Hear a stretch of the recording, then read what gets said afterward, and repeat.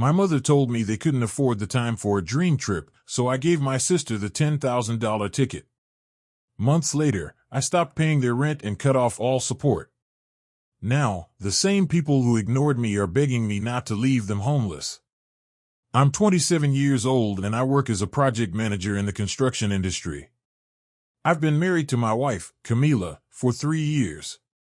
She's 26 and, without exaggeration, she's the best thing that's ever happened to me.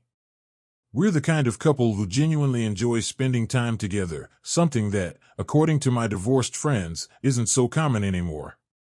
It all started with an idea I had for a special gift for my 51-year-old mother, Patricia. She's been dealing with some pretty serious health issues lately. Nothing life-threatening, thankfully, but it's an autoimmune disease that drains her energy. Some days she's fine, and then suddenly, she spends the next 3 days practically unable to get out of bed. The doctor says it can be managed, but not cured. So we just have to learn to live with it. For as long as I can remember, my mother has been obsessed with Switzerland. She keeps photos of the Alps on her phone and watches documentaries about Swiss villages several times a week. So when I was promoted to senior project manager last year, my first thought was, finally I can make that dream come true for her. And I'm not talking about a modest backpacking trip.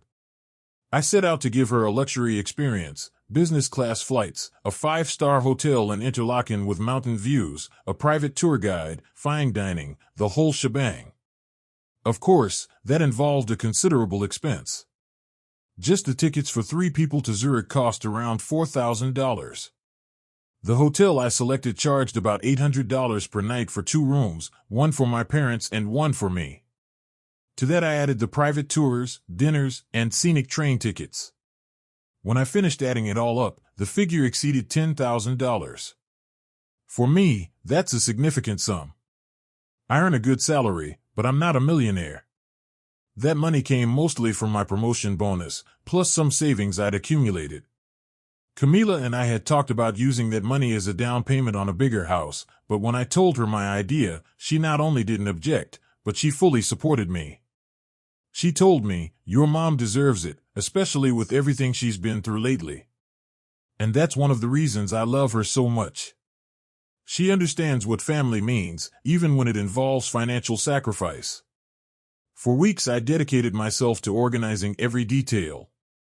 Coordinating schedules in different areas, verifying that the hotel menus accommodated my mother's dietary restrictions due to her medication, confirming each reservation. And while I was doing all this, I felt more excited about her reaction than about the trip itself. I kept everything a secret for months. Sometimes, when I visited her, I'd casually mention something like, "Can you imagine seeing the Alps in person someday?" Just to see her face light up. But there was a delicate matter. My sister, Daniela, 26, has always been the center of attention in the family. Everything revolves around her and the crises she invents every week. 6 months ago, she moved back in with my parents after her divorce. Her marriage lasted 2 years before she decided she needed to find herself again, or something like that. That's just how she is. When things get complicated, she abandons ship and expects others to clean up the mess. I'm not saying it isn't hard to go through a breakup, and at first I felt sorry for her, but Daniela has never known how to face problems. As a child, if something went wrong, it was someone else's fault. Now she's back in the basement, like she's 16 again. She doesn't work, sleeps until noon, and orders takeout with money she doesn't have. The big revelation happened one Tuesday night, 3 weeks before the trip. We went out to dinner with my parents. Camila came with me, not only for support, but also because she was excited to see their reaction. We ordered our food, chatted about everyday things, and then I took out a folder. "I have something for you," I said, handing it to my mother. She opened it and, for a moment, her face went completely blank. It was as if she couldn't process what she was seeing. He began to read in a low voice, "Flight to Zurich, business class, March 15th, each word softer than the last, until he stopped speaking.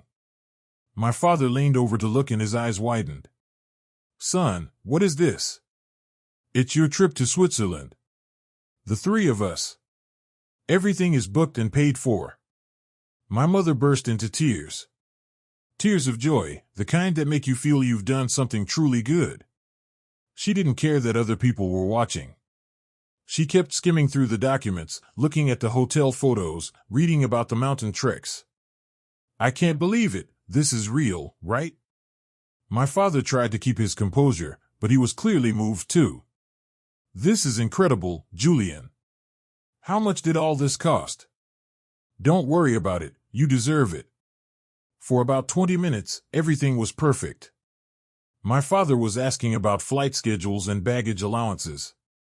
Even Camila was touched to see them so happy. It was exactly what she had imagined when planning the trip.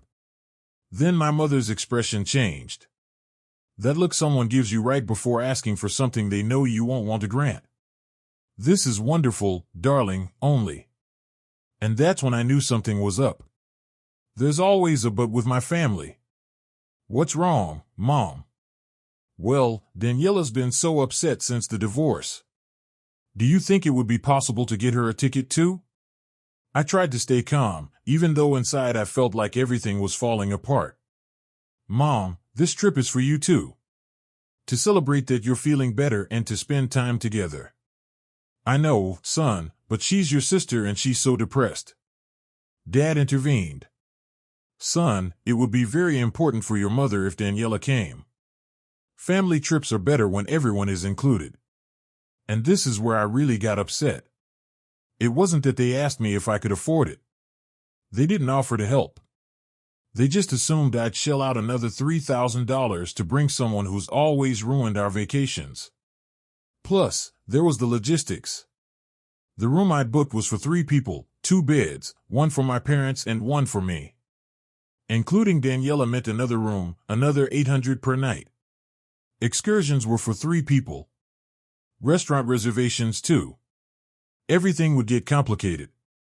Look, I said in the most diplomatic tone possible, this trip is already a big undertaking.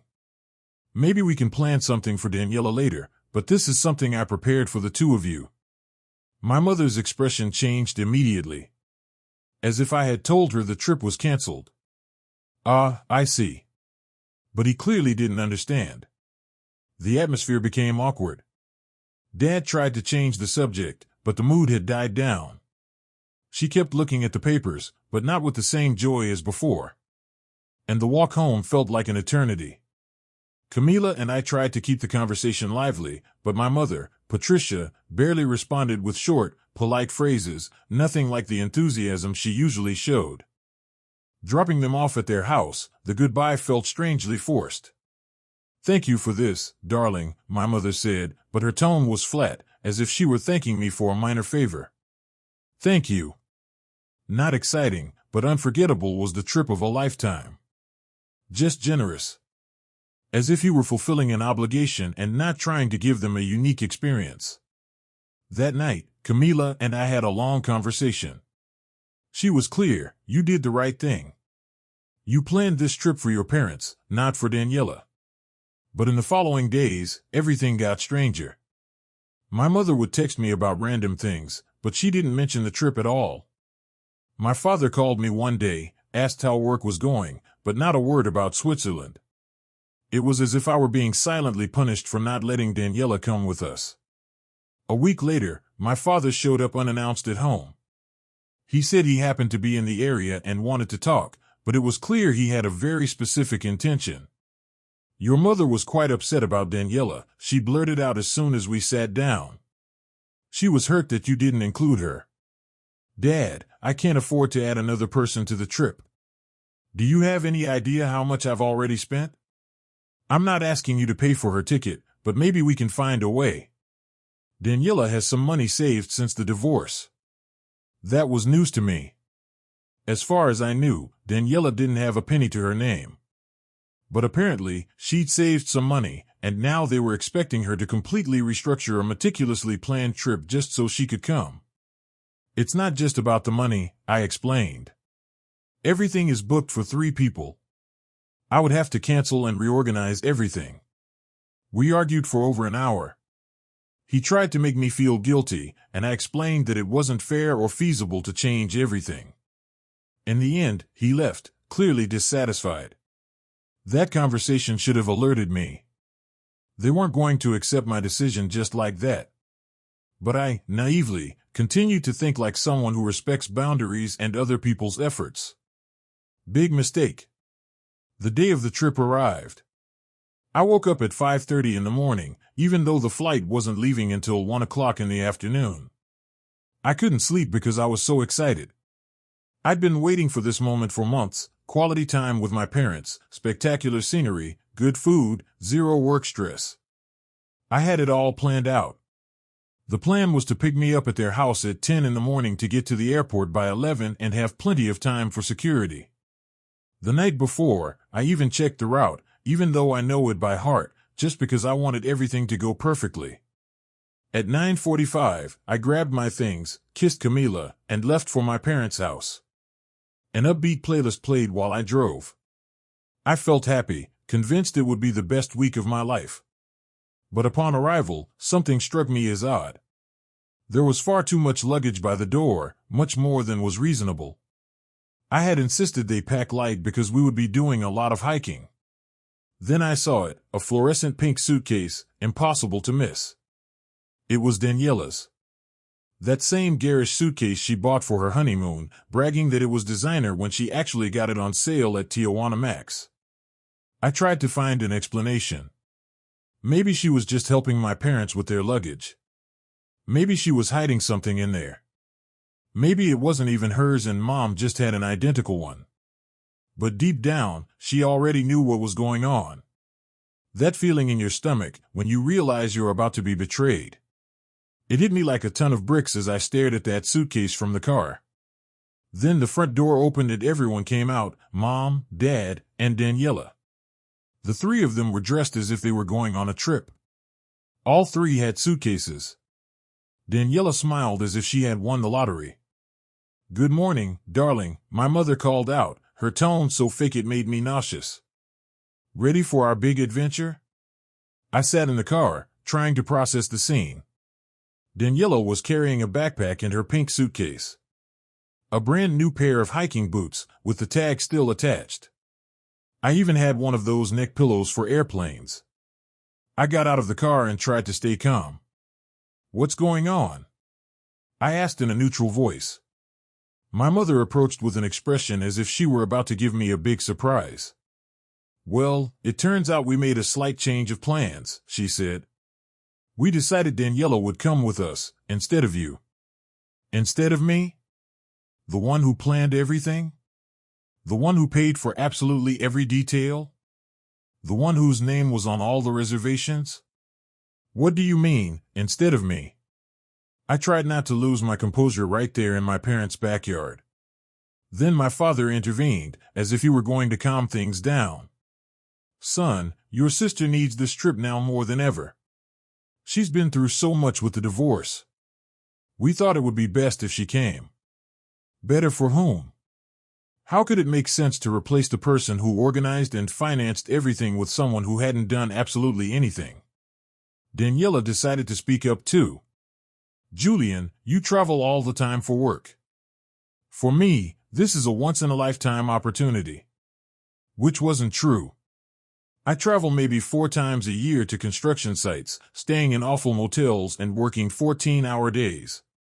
Nothing like a luxury vacation in the Swiss Alps.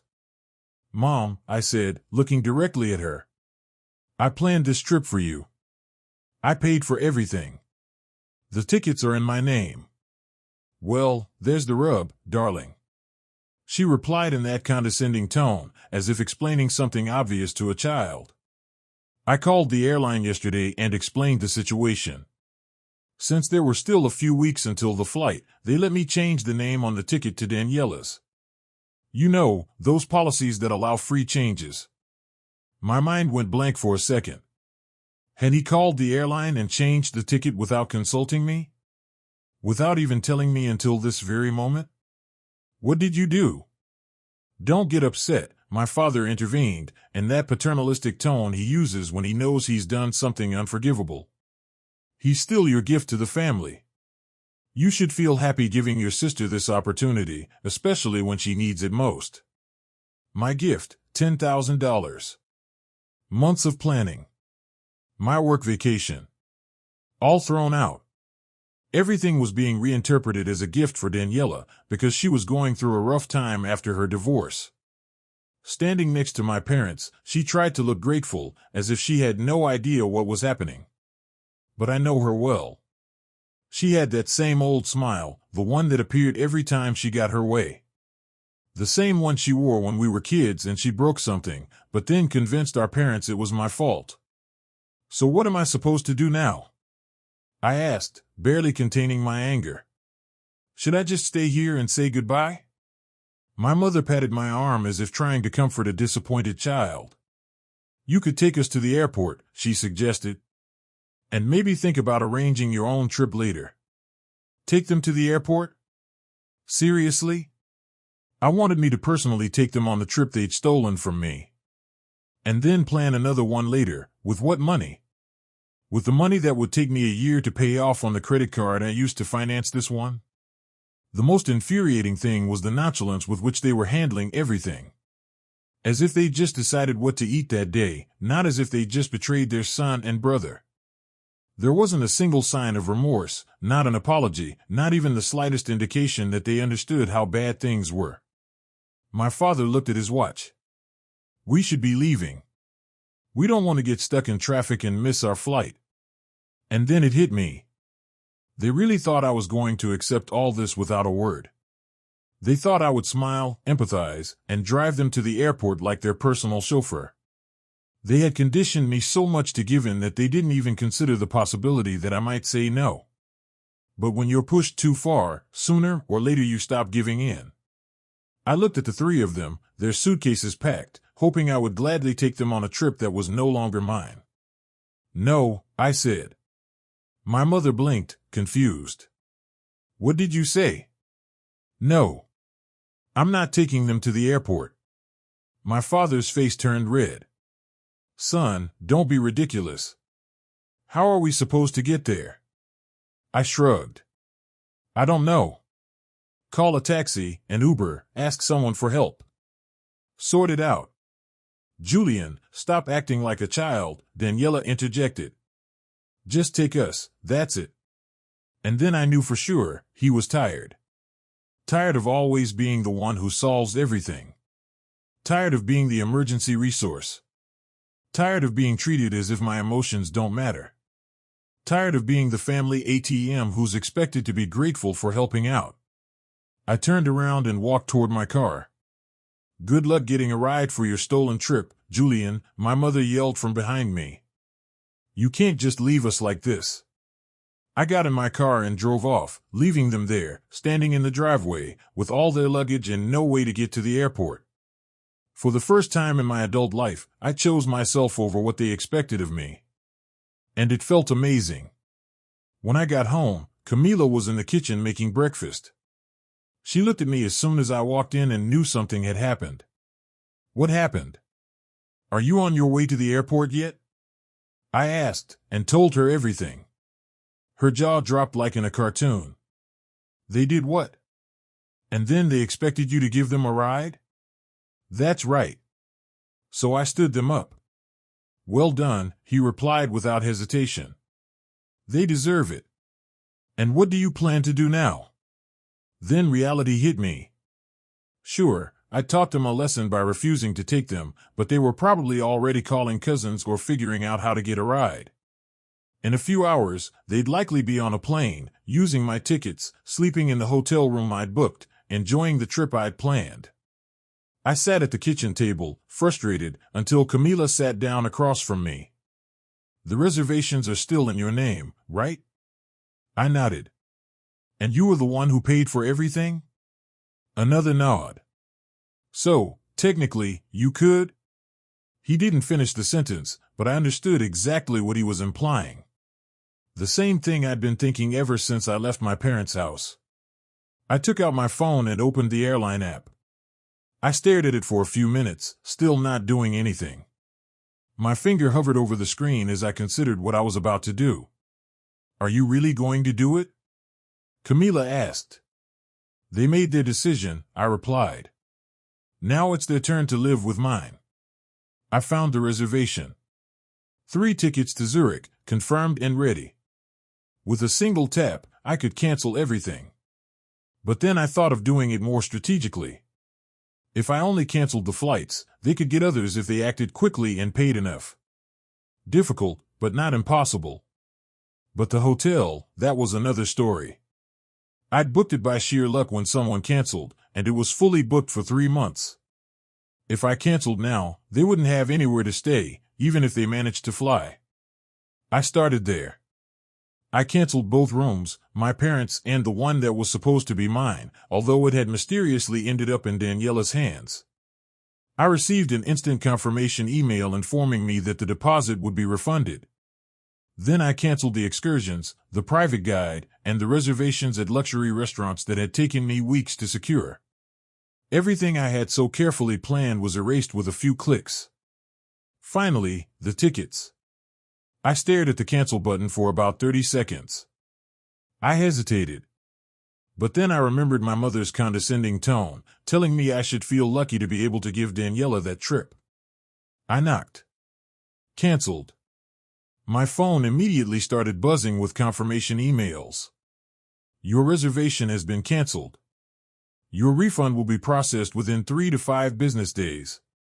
I felt a strange mix of emotions, relief, satisfaction, a little fear, but above all, freedom. As if I had been holding my breath for years and could finally exhale. We remained silent for about 20 minutes, processing everything. Then the messages started coming in. The first one, around 11:30.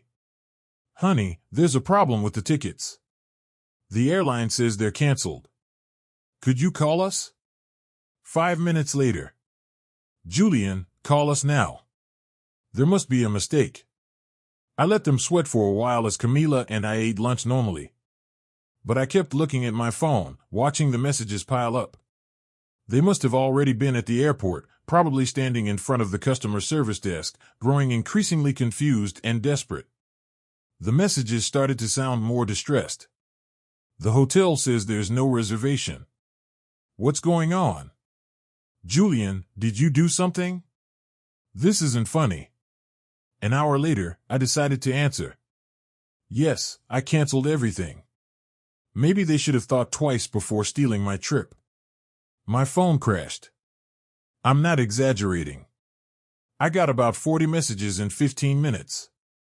My mom was crying over the phone, my dad was demanding I fix everything immediately, and Daniela was insulting me like never before.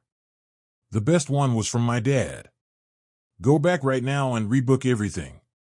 This has gone too far.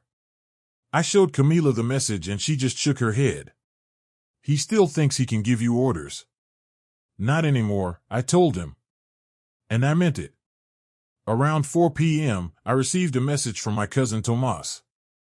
Bro, your parents are calling the whole family asking for money to buy last-minute tickets. What happened? They were trying to salvage the trip by asking relatives to finance it.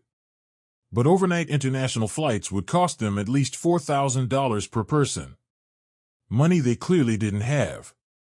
Especially since they had planned everything assuming I would pay for them. I decided not to reply to the threatening messages either. Let them sort everything out between themselves. By nightfall, the tone of the messages had changed drastically. They went from demands to outright rage attacks. Daniela sent me a particularly cruel one, calling me selfish and claiming I had destroyed the family. My mother, Patricia, wrote a long text, a mixture of reproach and disappointment, saying she no longer recognized me. That I had become a completely different person. But you know what? For the first time in my adult life, I didn't feel guilty. I felt grounded. I felt proud. I had drawn a clear line when my family tried to push me around. And that was something new. Lying next to Camila that night, I realized something deeper. This wasn't just about the trip. It was the consequence of years of being treated as if my emotions didn't matter. As if my sole purpose were to solve other people's problems and fund their well-being. The trip to Switzerland was just the last straw. And, in a way, I'm glad it happened. Now I have absolute clarity about my place within that family. In the following days, the silence was almost total. After the initial outburst of angry messages, they stopped communicating. I assumed they'd be busy rearranging their version of events to paint me as the villain. But then I remembered something that made me smile.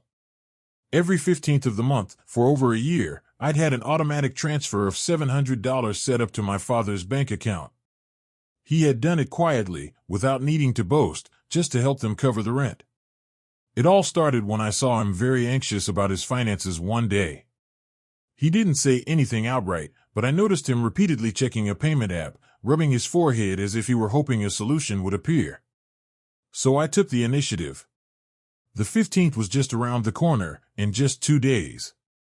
That Thursday morning, while I was working, a question struck me: why am I still financially supporting people who just betrayed me?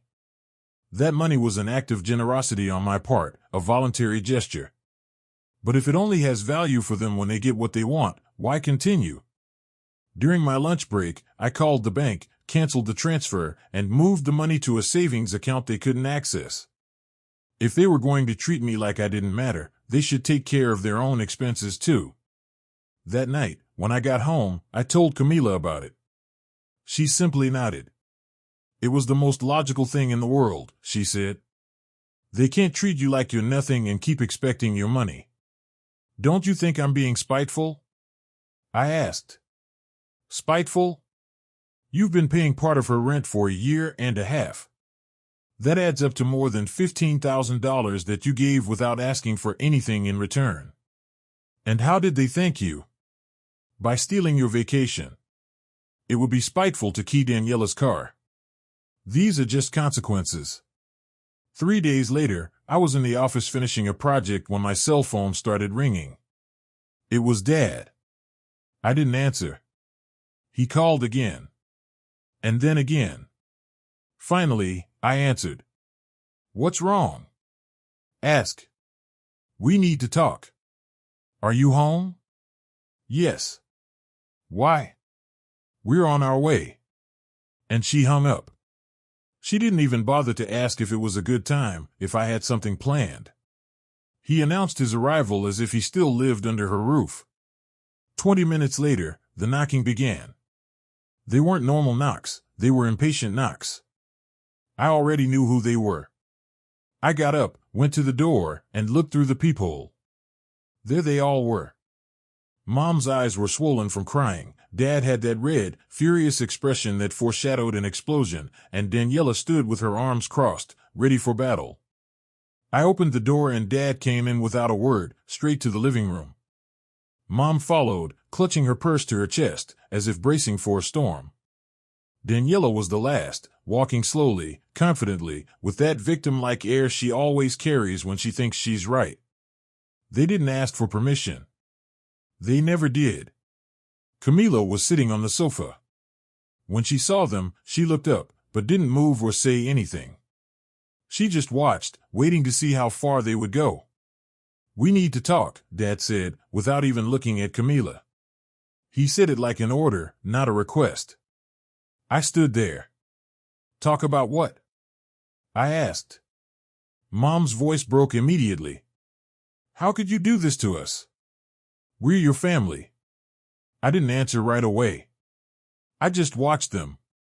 The way they looked around the room, as if they still felt they had some control over my life. It was surreal.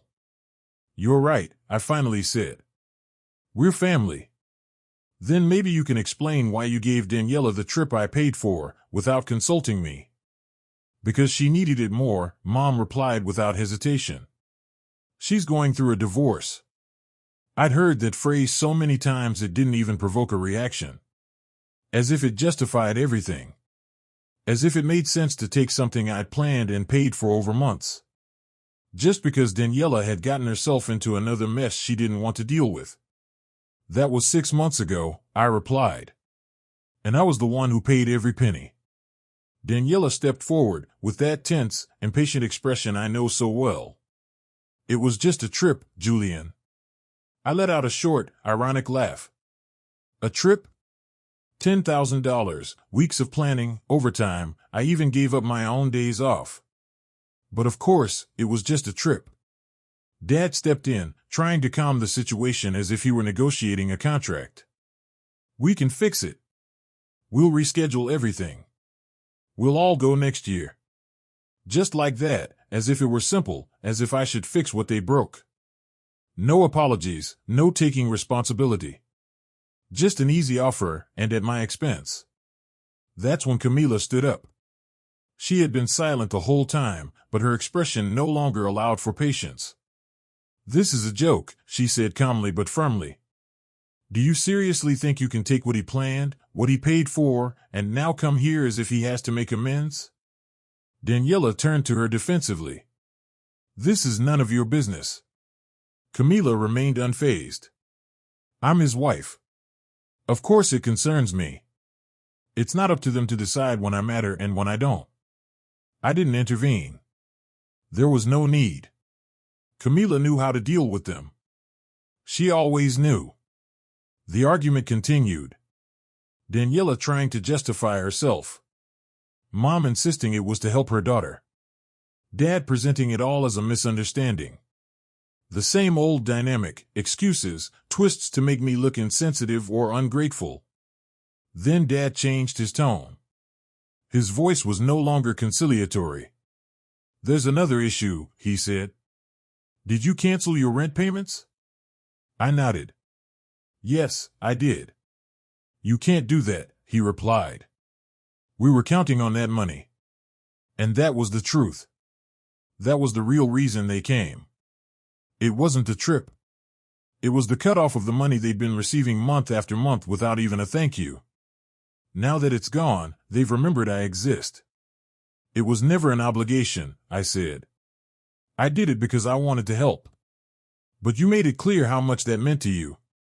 They tried everything: logic, emotional manipulation, feigned concern.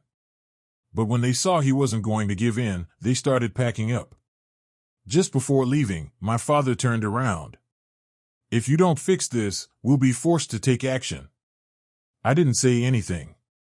I just stood there until the door closed behind them. 2 weeks later, I received a court summons.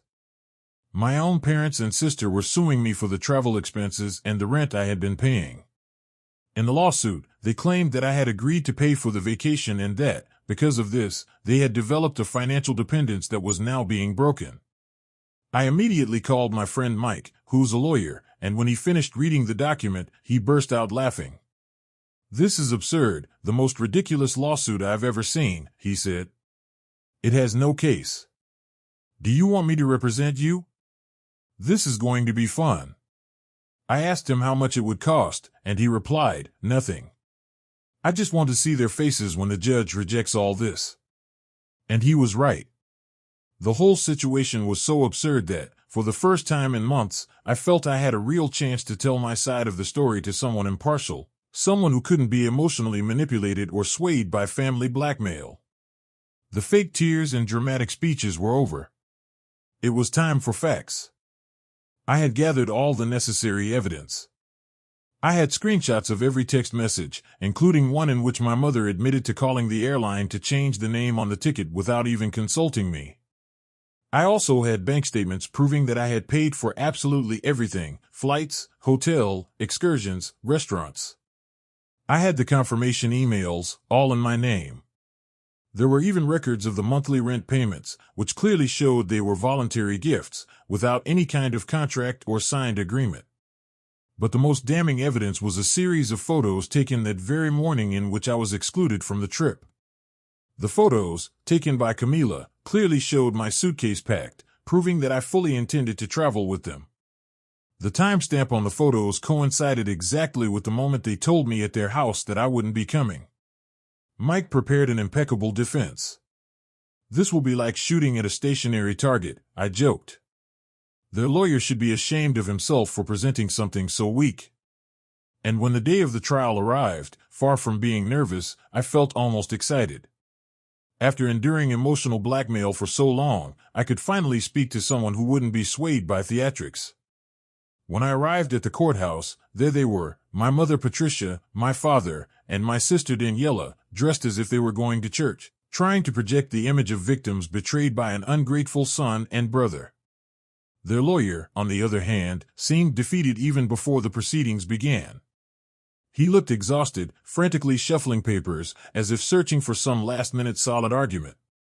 The judge called us in, and my family's lawyer began his presentation. From the start, it was clear he had no idea how to make the case.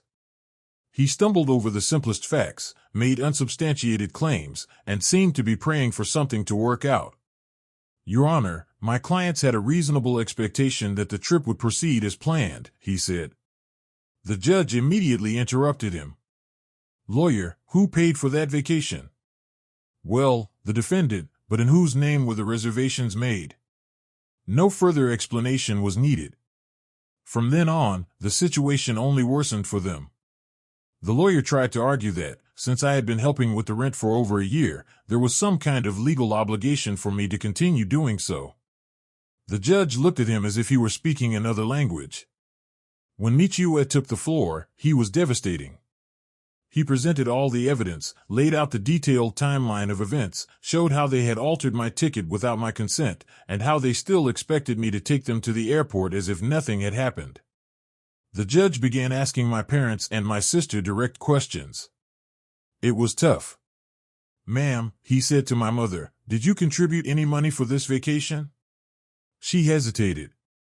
"Well, no, but my son wanted to do something nice for us." And he discussed the change of plans with his son before calling the airline. We felt his sister needed him more. The hearing didn't even last an hour. The judge didn't even need to deliberate. "Case dismissed," he declared. And frankly, this has been a waste of time for the court. Mr. Julian has no legal obligation to pay for vacations or financially support members of his family. The fact that he decided to help generously does not create any legal rights to his money. Then he looked directly at my parents and added, "I suggest you take care of your own financial responsibilities instead of trying to sue your son for being too generous." Outside the courthouse, they made one last attempt at manipulation. My mother was crying, saying that I had destroyed the family and that she was ashamed of what I had become. My father shouted that I had been raised better than that. And Daniela called me a bitter, envious person. That was the last time I spoke to them. With the money we got back from canceling her trip, Camila and I decided to take the trip ourselves.